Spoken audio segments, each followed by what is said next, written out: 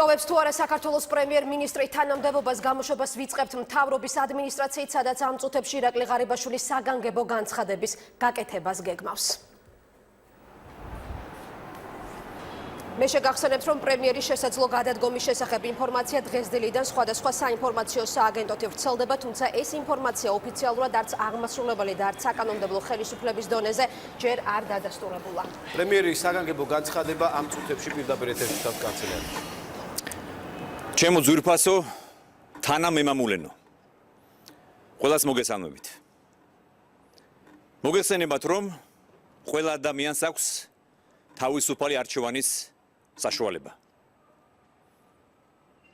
დღემდე თითოეული ჩემი ნაბიჯი გამომდინარეობდა იმ პასუხისმგებლობიდან, რასაც არჩევანი მაგესრებდა.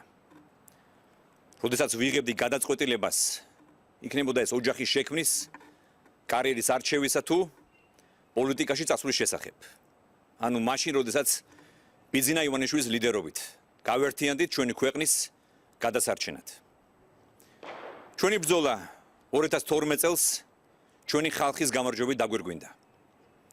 მე ნამდვილად მიამაყება, რომ წილად მოხდა პატივი ამეღო უდიდესი პასუხისმგებლობა ჩვენი ქვეყნის და ერის წინაშე. ჩვენს გუნდთან ერთად გამიგრძელებინა ქვეყნის საკეთილდღეოდ დაწყებული საქმე. ჩემი პრემიერ-მინისტრობის დროს ჩვენს ქვეყანაში დამკვიდრდა მშვიდობა და სტაბილურობა, კანონიერება და ჰუმანურობა. ჩვენს მოქალაქეებს დაუბრუნეთ ყველაზე მთავარი თავისუფლება და ღირსება. ასევე ჩვენს მიერ გატარებული მასშტაბური რეფორმებით და უპრეცედენტო სამთავრობო პროგრამებით ჩვენ შევქმნით მყარი საფუძვლები ეკონომიკური და სოციალური კეთილდღეობისთვის. ჩვენ ასევე მივახციეთ ისტორიულ შედეგებს. გავაფორმეთ ევროკავშირთან ასოცირების ხელშეკრულება და დავიწყეთ თავისუფალი ვაჭრობა.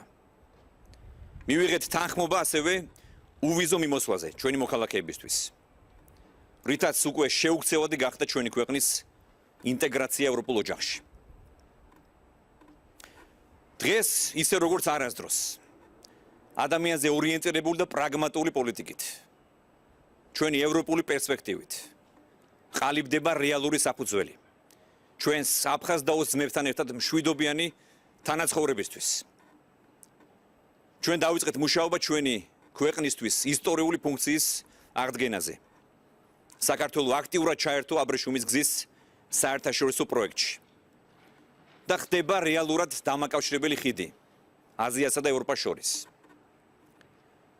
მას შემდეგ, რაც ბატონმა ბიძინა ივანიშვილმა გადადგა, მე ვიტყოდი უპრეცედენტო ნაბიჯი და მისი პოპულარობისა და პოლიტიკური გავლენის ზენიტში მყოფმა მისივე გადაწყვეტილებით დატოვა თანამდებობა, მან შექმნა მაგალითი იმისა, თუ როგორ უნდა აკეთოს პოლიტიკოსმა ქვეყნისთვის სასარგებლო საქმე, როგორც დროული მოსვლით, ისე დროული წასვლით თანამდებობიდან.